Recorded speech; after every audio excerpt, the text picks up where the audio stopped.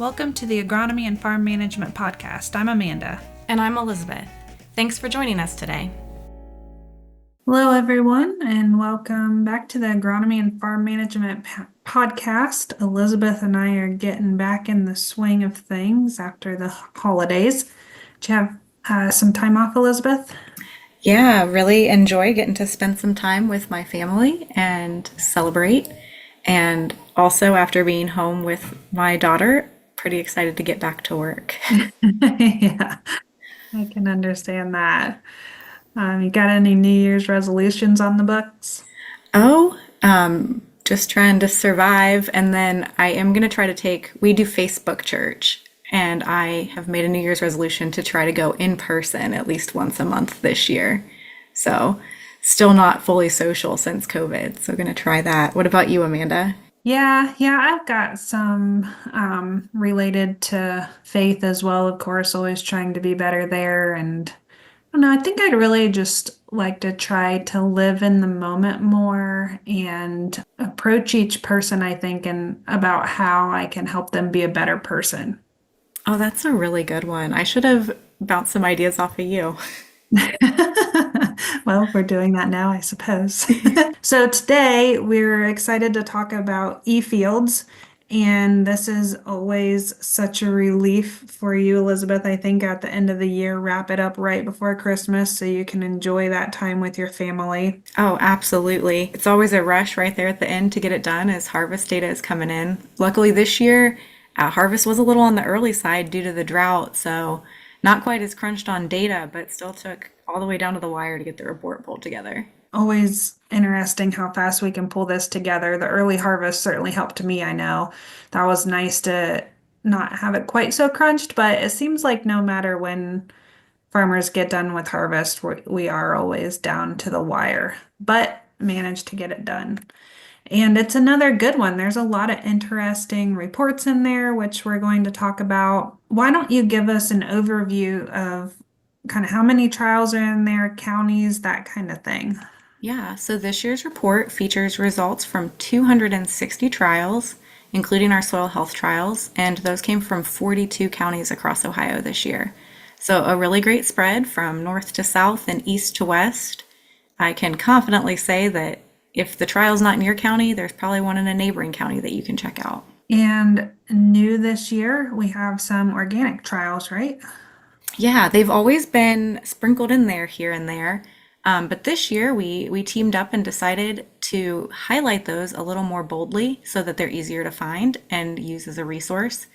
So this year, if you look at the top of each page, you will be able to find a certified organic logo at the top of the pages that are trials conducted on an organic crop. So that'll help you sort through a little quicker when we get these up on the website. Hopefully that'll be a search term that you can use as well to quickly find trials if you're an organic grower that match your management style. Yeah, so let's dive into some of the trials. I'm excited to read through these more. Of course, I helped review a lot of them, but you don't quite get the full impact when you're just editing parts and pieces. So, where do you want to start? Yeah, we have a great variety this year. I think, we've got the tried and true trials that we see in there every year. So we've got our fertilizer trials that cover nitrogen, phosphorus, potassium. This year we had a big increase in the number of sulfur trials. That's one that's definitely grown in popularity. Yeah, for So sure. if sulfur particularly is a practice that you're considering adopting, there's some great info in this year's report. The results were very different depending on what part of the state and what types of soils you were on, but I think that's important information. And, these reports give you the ability to find those conditions that are close to yours to see if the results match what you're hoping for when you adopt that practice. Yeah, I had a couple of AMS trials this year, and we didn't see any yield difference. We did break it down by soil type, as you're aware, and there were maybe a little bit of a trend, but it wasn't statistically significant. And I just wonder if we had had more water, because we were in what D2 drought, I think, by the end of it here in Madison County, if we would have seen a difference. So I'm hoping that farmer is interested in trying those again. And that was kind of the trend with some of my trials was the drought impacts were more of a limiting factor than maybe allowing some of these products to help Yeah, yield. I agree, Amanda. And I think looking especially at the nitrogen trials, that's another area where we can Mhm. really see the impact of the drought this year. Often in those trials, we see higher rates of nitrogen really paying back, but this year you can tell in many cases that the limiting factor in a lot of these trials ended up being water. Mhm. Another big one, this year's report also features quite a few trials looking at various biological products. We know those have really come on the scene in the last couple years, and that trend continues in 2024 and I'm sure in 2025. So if you're considering using any of those products, again, the eFields report is going to be a valuable resource for you to understanding what the ROI potential might be for some of them. And again, important information in a year where economically we're looking forward and our budgets might be a little tighter than normal given our commodity prices. So knowing whether that extra $5, $7, $10 an acre is going to pay you back can be really important to know. Yeah, for sure. So I was really excited this year to have some good participation from the farmers in Madison County. We looked at a lot of different things. Of course, not all of them had yield differences, but that's just as important, I think, as having a yield difference. One of the ones we looked at was vertical till versus no till.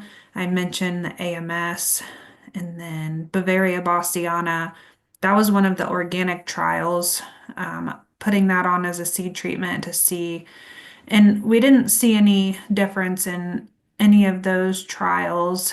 The Bavaria, again, potential drought impact. We were looking at that to see if it would reduce disease pressure, and with it being so dry, we just didn't have a lot of disease to begin with. One that I thought was a lot of fun to learn more about was flaming for weed control. And that was one of the organic trials as well. So flaming versus cultivation only. So of course they ran the field cultivator, but then doing alternating passes of flaming and not flaming. The farmer was concerned because the flaming does ding that corn pretty well. Like it's amazing how much it burns that corn, but it doesn't kill it. That perhaps it delays maturity. At harvest, we didn't see a difference in moisture or yield, and that is partly perhaps because we did have a late harvest. When I looked at the growth stages around V8, the flaming was consistently about a growth stage behind. So there may have been something where that carried through, but we just can't say that for sure. So that's another one it'd be nice to take a look at. And if we could get an earlier harvest date to see if it actually, if that corn catches up with some point or if it is kind of delayed through the rest of the growing season. But there was less weed pressure overall in those flamed treatments. So it certainly helps that way. Yeah, that one's really neat. If you've never seen a flamer in action, I highly recommend you looking that up on YouTube. It's a really cool implement, and to see that it was actually effective for weed control and gives another option to our organic growers, I think is really neat. Yeah, yeah, for sure. And weed control was kind of your theme this year, Amanda. You had another project on the clear other side from organic, but looking at some spray technology. You want to talk about that one? Yeah, sure. That was really interesting. I worked with the Molecare and Ag Center. They were using a see and spray, well, target spray technology. John Deere's see and spray is the one they were using. So we looked at comparing the acres that were applied to and how much that cost, because the see and spray does have a technology fee to it. So we looked at pre and post. The pre cost was about $1 per acre. The post cost is $4 per acre. So were we able to reduce our application over enough acres to either break even with that technology fee or even save some money? And for the most part, they did save money on those applications. On average, for the pre, the application was applied to about 51% of the acres, and for the post, 57% of the acres. And there was a wide range too, and this is all laid out in eFields you can go and look at. I think there was only one field where money was lost because it was applied to almost all of the acres. So, of course, then that technology fee kicks in. And then there was one where it was pretty much break even. Now, this doesn't account for the cost of the actual sprayer that has that technology capability, just looking at the technology fee, as I mentioned. But we broke down a lot of information for you, when it was applied, cost savings, the cost of the spray application, what was sprayed, and then total savings overall. So on the pre across all fields, the farm saved $1,250, and for post they saved $2,636. So that again was another cool one, something I hadn't worked with before, and was glad to have the opportunity to share that in eFields. Yeah, that one's really interesting. I especially like seeing the heat map of the field and thinking about how quickly that machine is able to generate that heat map and respond to it is that technology is really exciting. Yeah, it's kind of hard to understand when you actually think about it. Yeah, I think when I look at it in my mind, I'm like, oh, here's a map that they got the day before to go spray, but it's not that's not the case at all. It's fractions of a second before it has to Yeah. spray. What are some other trials we want to talk about? So another general area that has really increased in popularity is cover crop management. Yeah, I feel like sometimes, Amanda, you're really in on the cover crop Mhm. trials I and didn't developing have protocols. any this growing season. I do have two farmers that are doing seeding rate trials this fall, though, so hopefully Yeah, we the will. cover crop seeding rate trials are one that we've done that this year, or I guess last year in 2024, at some of our research farms, both in Wood Mhm. County and Clark County. And then we're trying to expand that to some on-farm trials in the coming year. So those were planted this fall, and you'll be able to read about them next year. But we published the preliminary results from the research farms this year. And so these trials were looking at the impact of cover crop planting date and seeding rate on the cover crop biomass in the spring, and then later the soybean population and yield in that crop following the cover crop. So trying to understand, is there a sweet spot in seeding rate and planting date and how that impacts that soybean crop later. So Mhm. the trial in Wood County was really interesting. Both planting date and seeding rate increased the ground cover and the biomass of that cover crop. So the earlier you planted it, the better, higher ground cover you had and the more biomass you had. That was affected more by planting date than it was by seeding rate. So Oh, that's pretty, interesting. yeah, pretty interesting. And then when we looked at that soybean crop the following year, that was also impacted by cereal rye planting date. There was about a 6 bushel difference between the plots that were planted early versus the late planted cereal rye, which there was more biomass, but then also higher yields in those soybeans later. So really interesting. We also did this at Western in Clark County, and the results were opposite. So Yeah. we're repeating that trial this season. It was planted this fall, and we're really looking forward to seeing if we can repeat that. Because if there really is a geographical difference like that, that would be good to know. Yeah, that I feel like cover crops are about as hard to nail down as nitrogen trials, right? Because Yeah. it just varies so much from trial to trial. Yeah. Over the last couple years, Amanda and I had that soil moisture and temperature trial where we were looking at soil conditions under fields with different management practices, including cover crops.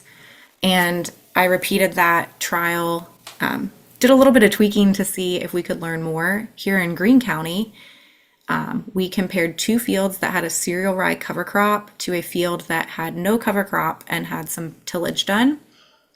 And the results were really interesting. I know when Amanda and I talked about the last few years, lots of mixed results. This year, through the drought, the trends were very clear and very interesting. Unexpected, in my opinion. So, as the drought set in the summer, we saw that the cover crop fields held moisture longer and actually appeared to react more favorably to the few rainfall events that we did get. We saw the moisture content of the soil. We put these sensors at 2 and 4 inches this year to see, a little closer to where that root zone is in our corn crop. And we saw the moisture infiltrate more quickly in the cover cropped fields, and we also saw that moisture persist in the soil longer. So, really interesting, and I hope we don't have another drought year. But again, I'd like to get those sensors out and see what we continue to learn. I do believe that moisture trend was holding because when we got the yields off that field, we saw that moisture benefit reflected in the overall corn yields, with the cover crop fields averaging higher than the tilled field. So, really interesting, and I think a great story for cover crops if that's something you're considering. Yeah, I think that's great. It is important to note, Amanda and I didn't necessarily see that trend in the 2 years prior that we had done similar research. So, it really is nailing down that environmental difference in how your Hmm. fields are going to react to cover crops and how that's going to fit into the rest of your management system. It's really just as much an art as it is a science. Yeah, I think that's right. We had a lot of technology too, aside from, the target spray technology, lots of drone application ones, right? Yeah, Pesticide and cover crops. yeah. Quite a number of trials looking at using drones to make applications. We know that's something that we've been hearing a lot about. And you can read through the report to see both on pesticides. So we have specifically looking at herbicide and then cover crop application. So how well that drone can apply cover crop seed, get the pattern, get the seeding rate that you're looking for from the sky. So really neat results. If you're looking at incorporating a drone into your management plan this year, these reports are going to really help you hone in on the settings that will make sure that you get the best quality results you're looking for. So I would consider those a cannot miss report to review if you're considering purchasing a drone or using a company that does drone application as a service. And I guess last we can give an update on our agrivoltaic research. We had a podcast on this earlier last year. The Madison Fields site in Madison County, working with Savion Energy. We have a project that's focused on forage production and planting those forages between the solar arrays. So we were able to get them established. We had three different types of forages and took some preliminary measurements, and we shared those in the report. Cool season hay, alfalfa, and teff were the ones we looked at. Of course, we did have some challenges, standing water, weeds, drought, all of that kind of um, made it fun, but presented some challenges, and those results are available. And we, of course, are continuing this study. And hopefully, now that those crops are established, we can take better measurements throughout the growing season and actually harvest some of those forages. Yeah, I think, pleasantly surprised with how those crops looked. Excited to see how they weather the winter. They're getting plenty of moisture now.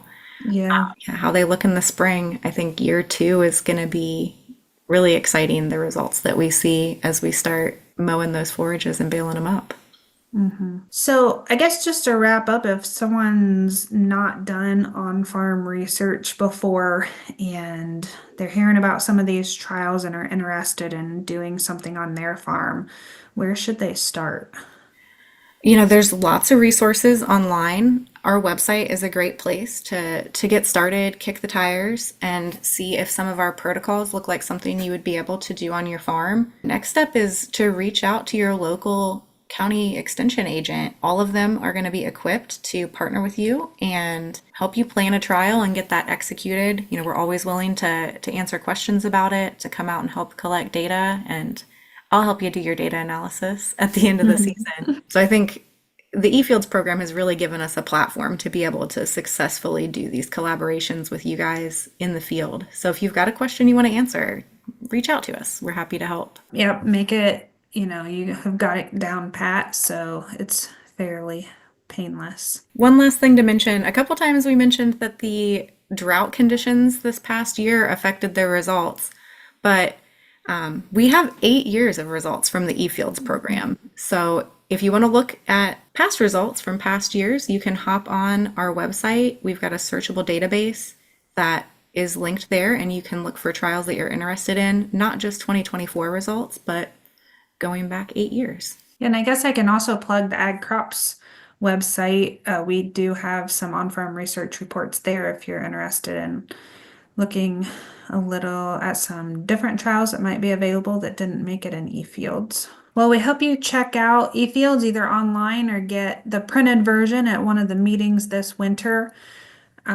We usually have some available throughout the summer too, so grab one of those, take some time looking through it, see if there's anything that can help you on your farm for 25. We are also trying to schedule out some of our podcasts, so if there's any guests you'd like to hear from, agronomy or farm management, let us know and we'll try to get them on here. We'd love to have your feedback on what you want to hear this year. Well, thanks for joining us this week, and for you fellow snow lovers, we've had some snow here the last 10 days, so get out and enjoy it while it's here. All right, everyone, have a great 2025.